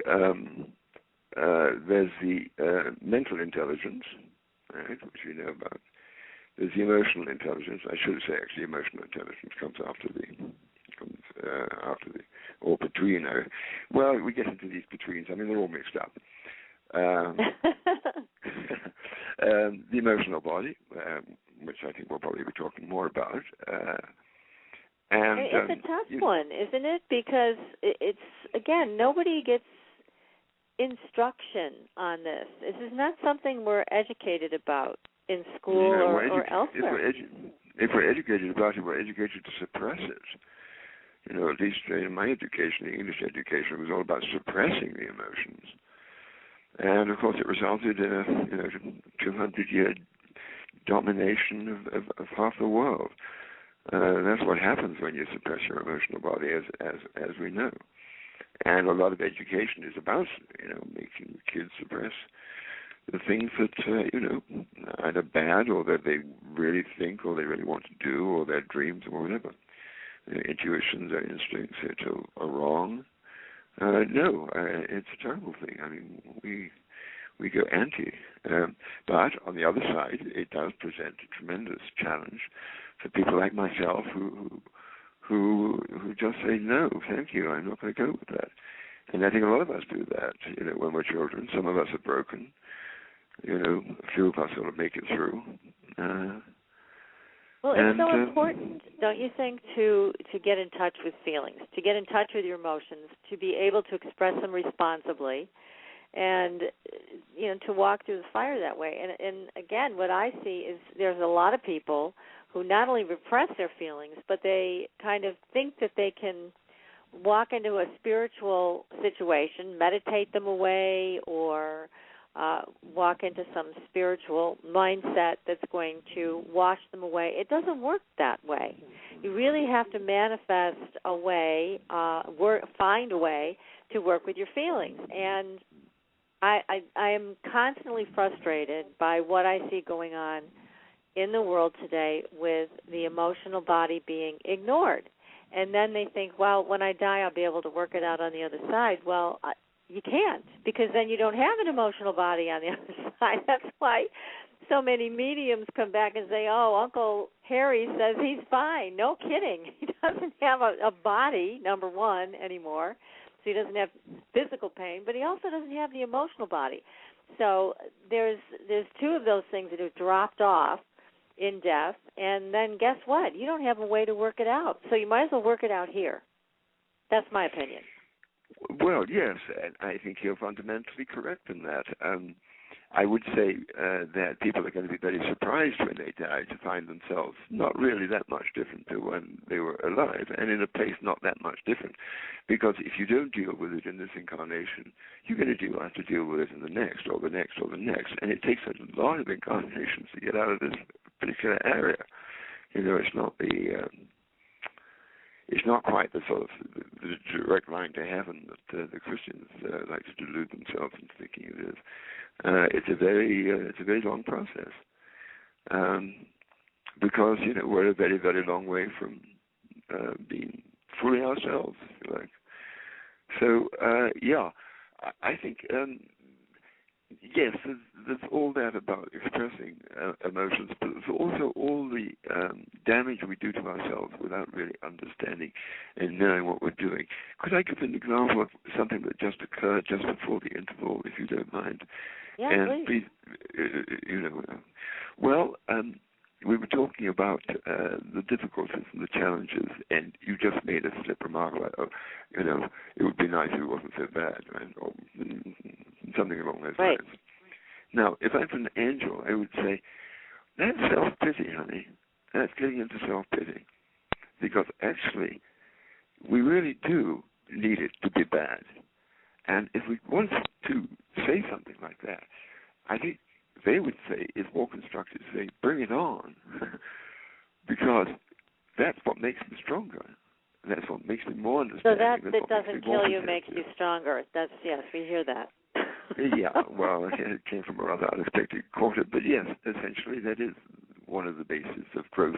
When we're still very much in our animal lives, in our animal intelligences, sooner or later we get to learn,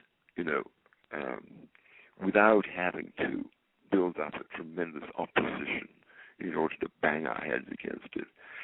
That's basically the way we go about it. But there are other ways of dealing with duality. One could oppose, for instance, chocolate cream and a bottle of Coke, Mm-hmm. You don't have to oppose two things that are horrible. You can oppose two things which are nice.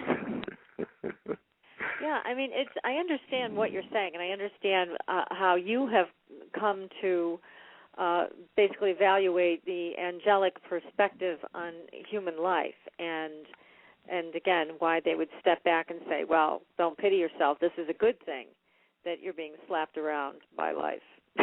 But when you're in the middle of it, it doesn't feel like it's such a good thing, and I'm sure our audience can relate to that. It feels like, hey, is anybody up there caring enough to come down and give me a helping hand? So it's to me, there's a delicate balance here. And yeah, we all want us as children to grow up. We are children. However, some of the things do seem a little bit over the top. It would be nice, in my opinion, if there was a little more contact from the angelic realm, a little more reassurance from the angelic realm. And I hope that we come to that day because it seems like everything that we're looking at today, Timothy, as we look around, and I know you're so incredibly intuitive yourself. I mean, you sense and feel this massive change that's right around the corner. So is that going to be one of the things, possibly, that we have a reconnection with the angelic realm that's a little bit stronger? Yes, I think they're probably fairly inevitable. But my sense is that this is much more of an individual setup than we've been either led to believe or we persuaded ourselves. You know, we sometimes say, well, you know, when the tipping point reaches, or you know, everybody has to sort of, you know, make the breakthrough. But I think it's far more incremental than that.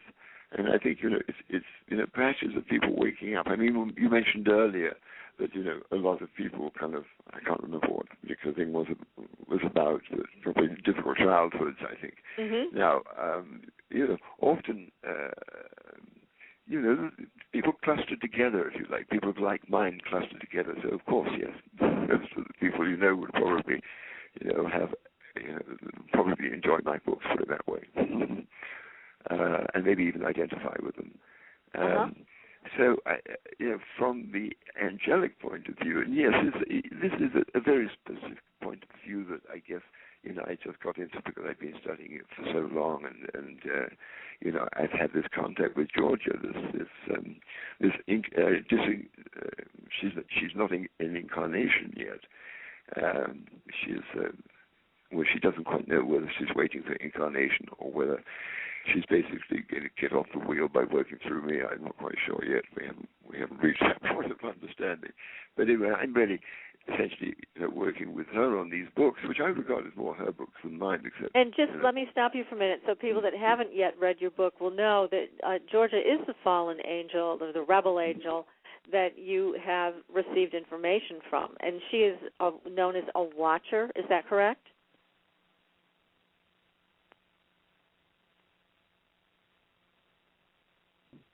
Uh-oh, did I lose you for a second? We're back. In the high desert of New Mexico. Yeah. My question was, so she is known as a watcher.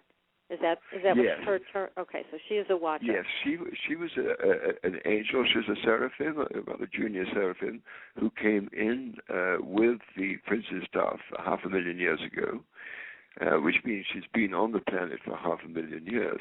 And her motive in doing this is that she wants to understand for herself what, in a sense, what went wrong. You know, how did all this happen? You know, that's her personal investment. And when we were discussing this some years back, I had been, I think, for almost 20 years trying to find a way of describing this whole Lucifer rebellion. I felt it was so important. And I had 3 or 4 goes at it, and I just couldn't find the right voice. So when Georgia came back into my life as a sort of communicating element, I was able to say, okay, why don't you tell your story, of your 500,000 story, but in order to keep me interested, why don't you tell my story from your point of view? Because it was clear to me now that she had been with me, not only in this life, but in a few other incarnations as well. And so she said, yeah, okay. And so it's a wonderful thing. She interleaves these 2 things, her own story, and then she kind of interleaves it with mine. And of course, she's telling me stuff I had no idea about, stuff that was going on behind my back, or that got me into situations I had no idea why I was in them. And I've found myself in a lot of situations in my life. I have no idea why I was in them. And this is the book, Revolt of the Rebel Angels, and I loved reading it because it really did keep me on the edge of my seat. I wanted to know what happened to you. I wanted to know what happened during the rebellion, and the way that this story is very tightly woven. It's well done, very well done. So thank you. Yeah, thank you. Loved it, and I highly recommend it. It's great. Can I also put it in a little bit of a larger perspective? It is, in fact, the second book of that particular series. The first book being The Confessions of a Rebel Angel, which is Georgia's first book. This is the second one, The Revolt of the Rebel Angels. And the third one is coming out next year. It's called Rebel Angels in Exile. Oh, and then we'll okay. see if they'll take the fourth one, and et cetera, et cetera. Wow. And that'll be due out next year, and is that going to be published by Inner Traditions also? Yes, Inner Traditions, Super. yes. Congratulations. So That's wonderful. I recommend that first book, The Confessions of a Rebel Angel, as being sort of the groundwork. And I'm so pleased you enjoyed that book, the one you read, as a self-contained thing, because my publisher said it was very important to be able to make it a self-contained book as well as a sort of series. And it works that way. It really does. Okay. But I do see what you mean, that the first book would be helpful to start there, and Confessions of a Rebel Angel, and then move on to Revolt of the Rebel Angels. And then, of course, your next book for next year. And we have a caller. I want to get her here with us on the show. And let's see, this is Becky from Virginia. Hi, Patricia. Becky. How are you? Good. You're on the air. And you're on the air with Timothy Wyllie. Hi, Timothy. How are you? I'm very well, thank you, Becky. And you? I'm fine. I'm calling because I have a question I'd like to ask you. First, I want to let you know that I myself and members of my family have always been, from birth, involved with the Watchers. And there's a certain group of them that we call the Elders. And they, from my birth and childhood all the way up to present day, we've been involved with and have taught me their language, their symbolic language, which I write, I speak, I sing, and it's very, very powerful. But my question that I'd like to ask you, with all your experience with the angels, is why do certain angels teach children certain things in their life? Like I was taught their language, and I was taught a lot about their language with emotion and tone and sound and color, everything that is evolving on the earth and that we live in and use in our vibrations in our lives. And that all dealt with the symbolic language. So they taught me this, and I use it. I've used it all through my life, and I just would like to know why certain angels teach us children from birth on up to present day many different things, and some of these things I'd like to know the reasons why, if you would know the reasons why they do. I think probably you have answered your own question. I think when the angels point us in a particular direction, whether we know it or not, or whether they teach us something, as in your case, when we know it, it's for a very specific purpose. Now, as you say, you use it in your life. That's the purpose that it is. Now, I don't know if you write or if you paint or if you communicate in a larger way than just simply within your family, but in my experience, when the angels do contact us in the way that it sounds like they have, it's to do with bringing out more of their own feelings, their own thought, the reality of their existence, exactly who they are, the realization we're not alone, we're not this sort of, thing that the atheists portray, this lonely little creature sort of huddled away in the core of the universe. That we're, decent, wonderful beings who, are involved in a great and collaborative operation. That's my take on it. How about you? Yes. Right. Yeah. Yes, I would agree with that. And also they had told my mom that, they're masters of cycles, ring cycles, and orbs.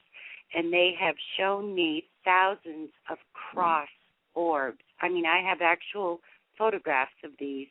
And angels in an orb, bright, super light, and you see an actual angel in it. And, I mean, this is just recently. And I think that is part of it, showing the world that they do exist. Yes, but I was think so. just wondering. Go ahead. Yeah. No, I think you're absolutely right. And I think we see the same thing among the extraterrestrials, too. Yes. Rather than coming and popping themselves down and saying, okay, we're here. Gradually going a very individual, person here, a family there, until everybody's kind of awakened. Oh, extraterrestrials, hey, how are you? Nice to see you. Yes, we've been involved with them also, yes. Good I understand that, too, yes. And messages were given, and things have come to pass through these messages that were given. and, for the world to know and the people to know. So that's what it is. I do know and understand with the language, it's to heal the people and give them things that they actually need. I understand that. But I was just wondering. You will also, if I may interrupt you, if you play it naturally, if you don't push it, if you don't force it, you will also find the right people will come to you. Yes, I do see that, and that has happened. That's right. That's wonderful. That's wonderful. I'm really enjoying the show. Thank you so much. Good. Becky, thank you for calling in. I know that you're blessed in being able to have this wonderful lifelong experience, as you mentioned, with the elders and what they have taught you. So thank you so much for calling in. Thank you. And I had to call in because I love it when a fellow human being has experiences with the angel and tells the world. I mean, the world really, truly needs to know that they exist and they're here with us. Bless you, sweetheart. Thank you. Bye now. Bye-bye. Thank you, Becky. Thank you, hon. Bye-bye. Bye. What a wonderful connection from Becky. That's just great questions. I mean, it's really important to ask those questions, and I love your answer. Your answer was great. Good. And it looks like we have another Becky, and this is Becky from Texas on the line, so we're going to take her call next. So let's see. Let me get her on. Hi, Becky from Texas. You are live on the air. Hi, Patricia. Hi, Timothy. Hi, Becky. I just purchased the Confessions of a Rebel Angel, and also the E.T. Dolphins and Angels, and also your Revolt. I haven't read any of them yet because they're coming in the mail. I just got them on Amazon a few days ago, so I'm real excited about getting them. When Patricia was talking about you being on, it just got me so interested. I was listening to some of your interviews on YouTube, and I had to get them. But I wanted to ask you. I've been an empath all of my life. And so I have not had any problem with emotion. I've actually been accused of having too much emotion.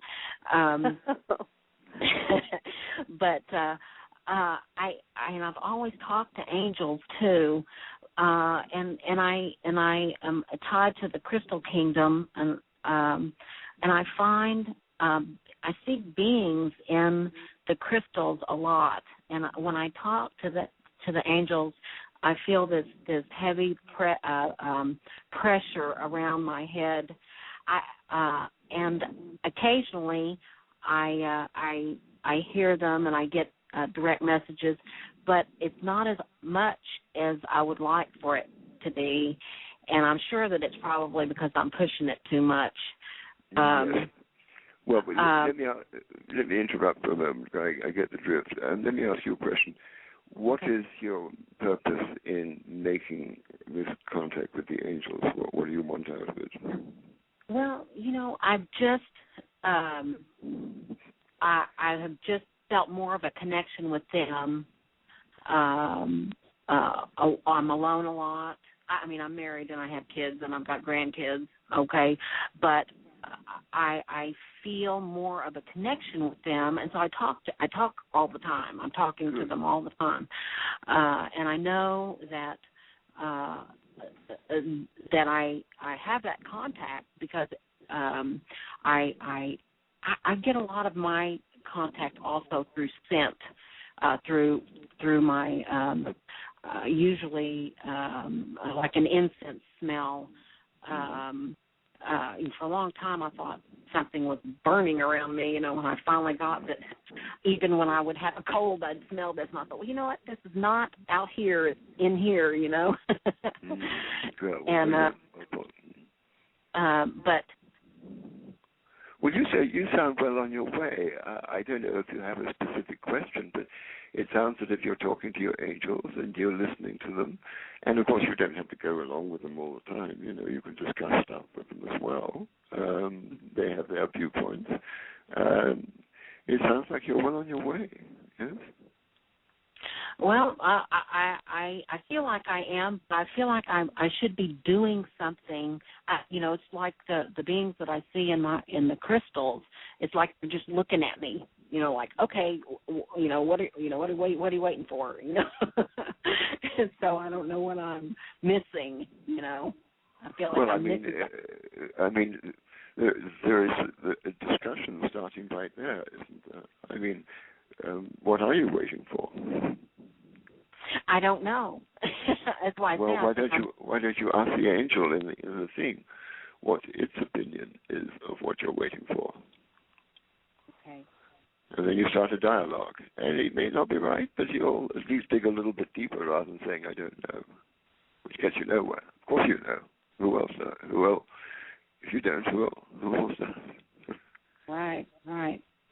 So you're the all-knowing seer in this, Becky, and it's a great question that Timothy just gave you. It may sound simple, but I think that's a wonderful question for you to ask, and you'll get an answer, I'm sure, because it does sound like they're talking to you. Yeah. I feel like they really are. I just got to tune it in, Just dial it in. Here's my recommendation, and for anybody who is at this particular stage, that what I found successful was just to dive in and just to completely trust. Okay, all right, at the back burner, I might be fooling myself, this might be that, I might be going crazy, all on the back burner. Let's dive right in on the basis that if this is real, then I'm going to follow it up. And if it's not real, and if you've dived in sincerely, then it'll fall to pieces, it'll break up, it won't engage you, or your angels won't redirect you. But that's the way, give yourself wholeheartedly into any of these situations and see what happens. No holding back. That's great. That's exactly what I'm going to do, and I know that that's what it's about. I mean, Helene's even told me that. She said, "Becky, you're not trusting yourself enough. There you go. You're not, and so." Well seen. Since I'm getting the same answer, that must be what it is. Thank you so much, Timothy. I really appreciate it, and thank you so much, Patricia. I can't wait to get the books because I'm really. I know that's going to help me also. Good. Well, thank you so much for calling, Becky. Great question. Yes. Thank you. Such a great show. So glad you're enjoying it. Thank you for being a loyal listener. We appreciate it. Okay. Have a good night. You too. Thank you. And I have to say, it is a great show. It is. You have a wonderful way. Well, thank you. Yeah, that's lovely. Thank you. Well, thank you. I love talking to people like you, Timothy, all on the show, because I feel like even though we're doing this basically through the radio, I feel like you're right here in my living room and we're just sitting down and having a wonderful conversation about things we love to talk about. And it's exciting and it's enlightening. I mean, you've brought so many wonderful new experiences and insights to our audience tonight. I can't thank you enough. It's so enjoyable to hear because your experiences are so diverse. And like I said at the beginning of the show, we have not yet interviewed anyone who had such a close relationship with a fallen angel. And I love how you talk about the fallen angels because it's different than how we've been trained to think about them, that they're evil and that they're trying to hurt us, and you found something else. And can you talk about that a little bit and how you experience them? Well, I think let's first talk about the human propensity to project our own inner malaise, our own inner difficulties we have with ourselves. Our outwards onto other people. I mean, we do it all the time with other people in our lives. We do it with our husbands and wives and our mothers and fathers. We do it with the government. In order to fight a war, a government has to make the opposition into the very worst they can come up with. So, in a sense, we do it all the time. But who's the safest kind of guys to put the blame on who can't really kick you back? Right. It's it's invisible. It's and of course people have no real idea about who the rebel angels really are, or what they've done or where they've been. They talk of these various different things that crop up, in the esoteric literature of entities, but fallen angels weren't these monsters, for instance, that went around eating people, that the Old Testament talks about, and some of the older cosmologists talk about. No, it really isn't like that at all. They're much more similar to us than we would probably imagine, and yet, of course, entirely different as well.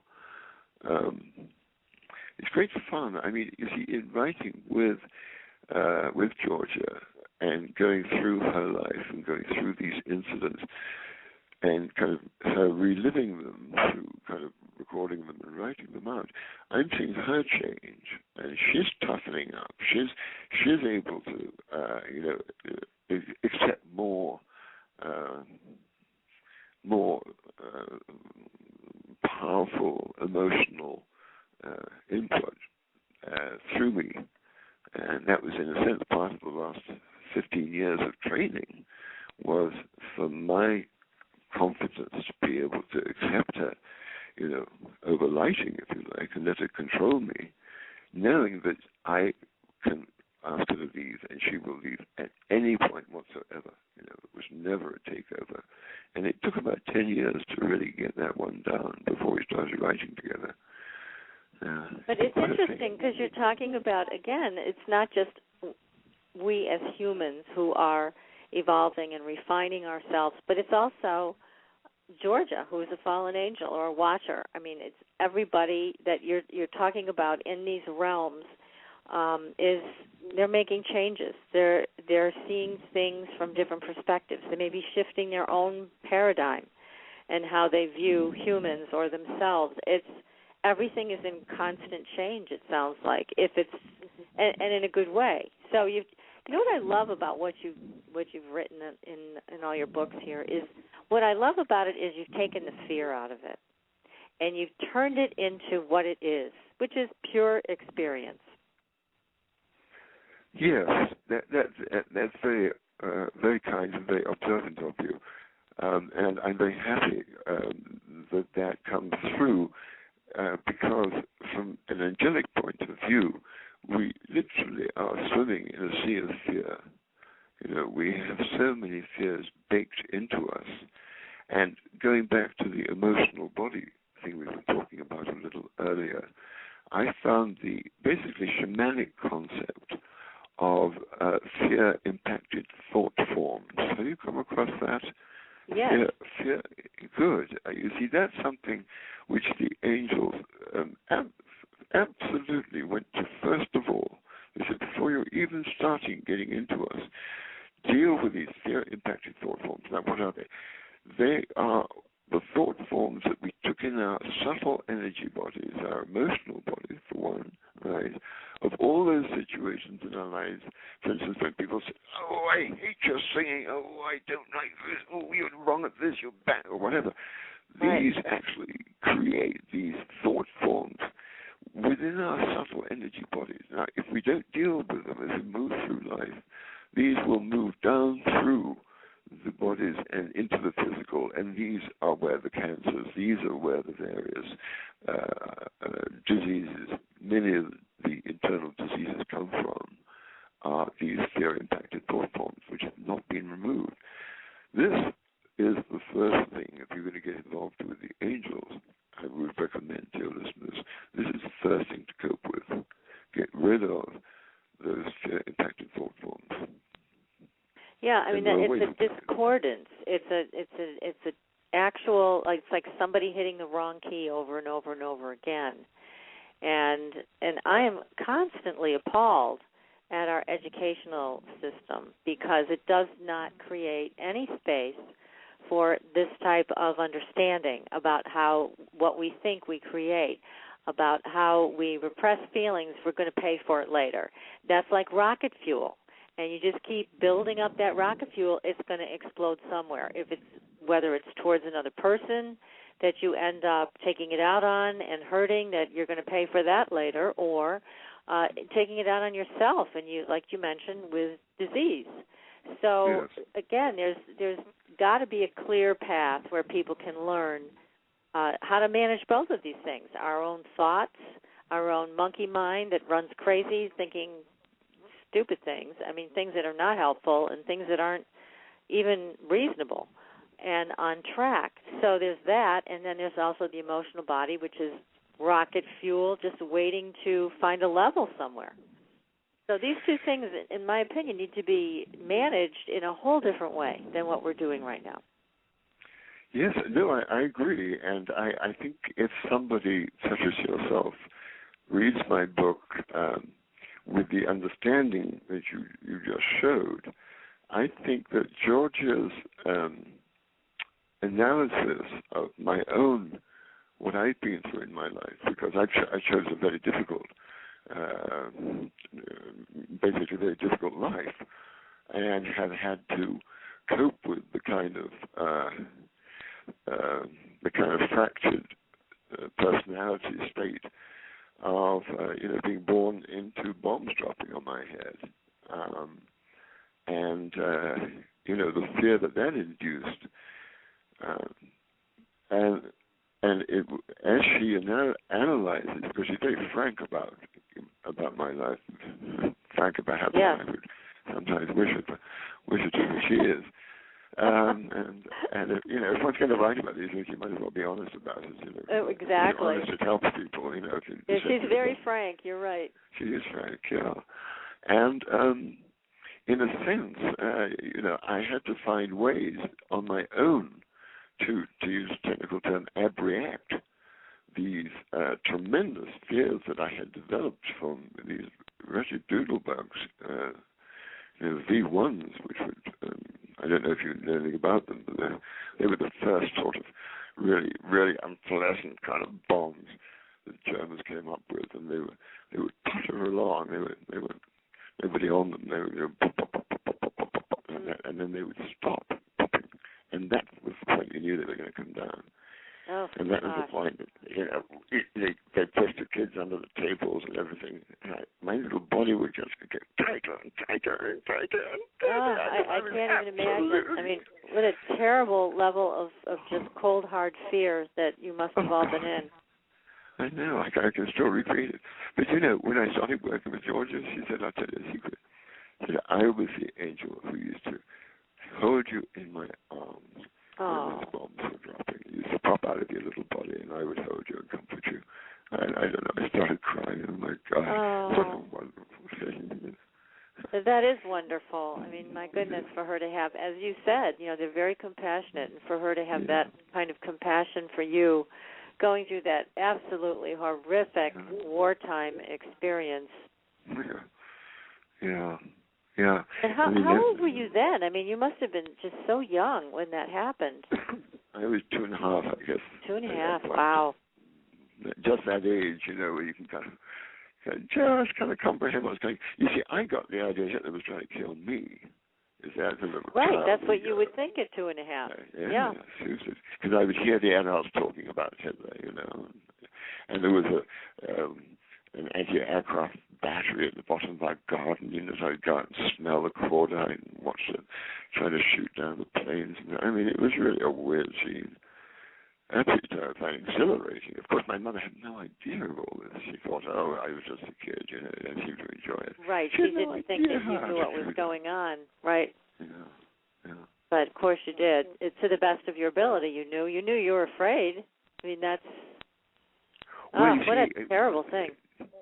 counterphobia is a very interesting. It toughened me up so much that when I went to public school, public school, very uppity education back in those days, and I was very rebellious, and I would disobey their rules, and they would catch me and they would beat me.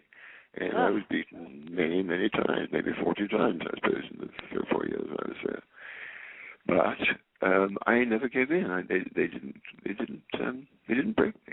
In fact, I broke them. They stopped beating me at one point because I had to hold the guy off.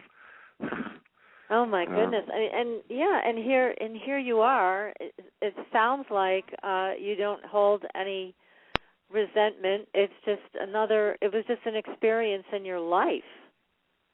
Yes, it's what I needed. And it's also part of a prior incarnation where I had committed suicide because I couldn't take the pressure. Oh, okay. So that was all connected. So you found how strong you are. Well, bit by bit, I guess. Yeah. It's an interesting process. Yeah, I mean, if you have the time, I'll tell you a fun little story on that. I was living in New York in about 1980, I think. And I was walking down the street, and a man, a large black man, I may say that, about 6'4", was running, kind of horizontal, perpendicular to me. And he was running, and he was being chased by a couple of other guys. And he had one hand in his jacket, and I kind of intuited it was a gun. And the guys behind me were saying, stop him. And I just started to move forward, and I froze. No, I never froze in my life. The guy just ran past me. I was horrified. I said, well, I've heard of, most things, but I heard of this freeze thing. Okay. 10 years passed. 10 years of really pushing myself here, there, all over the world, facing things, going out and swimming with dolphins, trying to get dolphins to rescue me, putting myself in possible situations to see if they'll rescue me, see if they're intelligent. Oh, my. Ridiculous things that I write about in my first book. 10 years later, same street, right? It's raining. It's in the evening. There are more people on the street. Older woman walking towards me. 3 young guys behind her start running. They knock the bag out of her hand. Bag flies onto the ground between us. Right? Before I can stop myself, I bent into some sort of horrific sort of crouch, and my voice opens up in a shriek that actually hits the young lad who's moving towards the bag so hard he actually falls back a little bit. Right? And he takes one look at me, and he and the other thing actually streak off. Now, I mean, to me, that means in those 10 years, my instinctive reaction to fear-based situations had moved from freeze to action. Right? Yes. So that, to me, is an example of evolution taking place, without having to, do anything to make it happen. It's just a natural course of life. Life becomes a teacher in that way. That is an incredible transformation. I mean, certainly, that's incredible. And now, what you were saying was that you actually went to get the bag, and you made a loud noise at the same time. Yes, the guy was running towards the bag. I moved towards the bag at the same time. We were about the same distance from it, and I just roared at him. And the roar it's not so much to do with the roar, it was to do with the immediacy of my reaction. There was no thought in either of those two reactions. There was no thought. Yes, my goodness. Interesting. You must have felt your transformation from that experience. Well, it was like more of a confirmation, because I think a lot of spiritual work, one has to, in a sense, build in some form of, does this work or not? Does this work for me? It says, how do I confirm something, which is non-evidentiary? Well, there are ways of testing. You put yourself out there and you see what works and what doesn't. It's a mechanical business almost, that level of spirituality. Mm-hmm. How we develop our emotional bodies, so we can trust our emotions. And here's another thing that you're raising a point about is, I think some people tend to feel that life is throwing them a bad deal, or that God is the one who is throwing these obstacles at them, when really it's the self. The self wants to see, how will I be in this situation? Have I grown enough so that I would handle this differently this time? Yes, of course. Yes, I think it's a much better way to think of the reality as a teaching machine. And, it doesn't have too much sentimentality goes on. And it knows that we learn most from messing up and seeing how we messed up and getting it right next time. So, we tend to create situations in our lives, or we like to say we pull in situations in order to challenge ourselves by, meeting them with our full integrity and seeing what happens, Now, you have challenged yourself a lot in your life, and I just from reading this one book and hearing you share your early experiences with all of us this evening, I really hear that you've taken on one challenge after another. So when you look at your life, how do you feel about it? What a funny question. Yeah. I'm going to try and have to answer it, aren't I? I think probably I'm fortunate in that I'm, in some way reaping the benefit of some very risky choices that I've made in my life that have, for some reason, benefited me. It's still rather puzzling, and there's still a lot to work out. I don't feel I'm in any sense at a point where I can kind of summarize or make a summary of my life in a neat package. I'm still very much learning. I'm very much looking forward to dying, I can tell you that. Wow. I just got another few books with Georgie to go, and I think I can get off the wheel. Well, I can tell you that you've got quite a few fans here. I'm getting all these emails coming in now saying, please have Timothy back. He's been a great guest.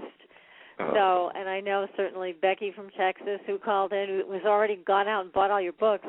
So, I have to thank you for that answer, because I kind of threw you a curveball there with the question, but you answered it so beautifully.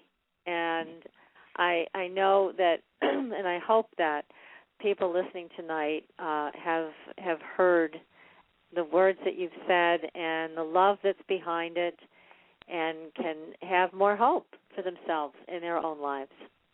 It really is a wonderfully positive situation, and very simple in a sense. One little mantra I tell people is, as the bad gets badder, the good gets gooder.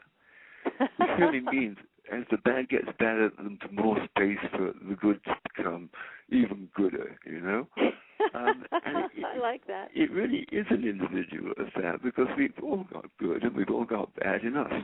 And it simply depends which fox we feed, Do we feed the fox of optimism and love and meeting people with an open heart and a lack of suspicion, or do we greet them with suspicion and find our suspicions turn out to be true, because that's the kind of person we do to us? Yeah, I know there's a lot of choices here that we need to make with as much consciousness as we can muster. And coming out of this darkness sometimes isn't the easiest thing in the world. But again, I mean, you've had a very exciting life so far, and I mean everything that you've written about, it's very exciting. It's very leading edge. You were way ahead of your time with so many of these things that you did. Well, thank you. It's a mixed blessing, but thank you. Well, it's always the people who follow up on things who get the strokes, and actually, which is fine with me. I would far better remain invisible if possible.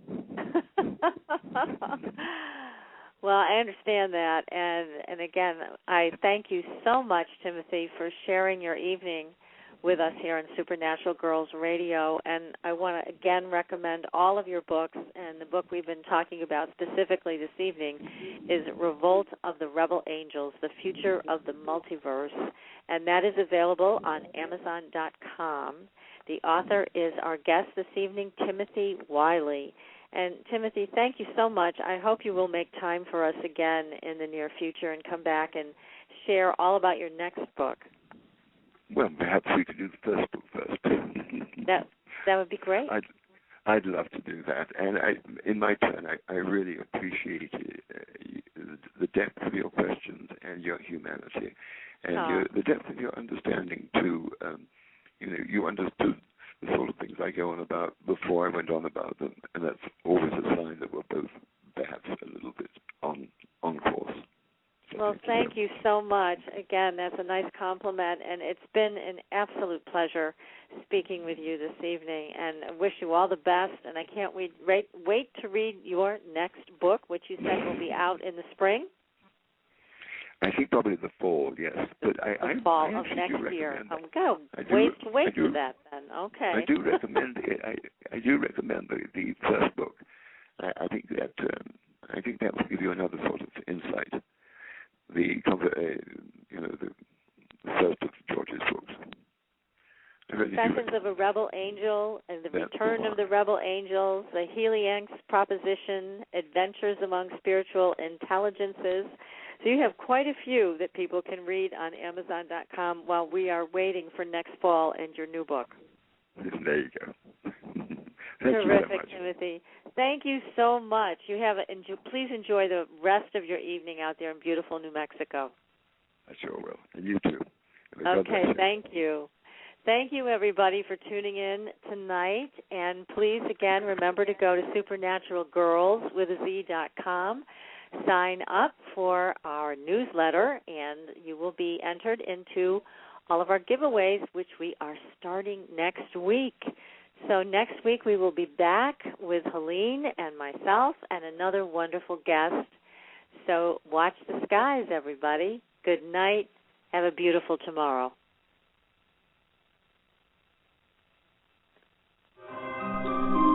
Thanks for listening.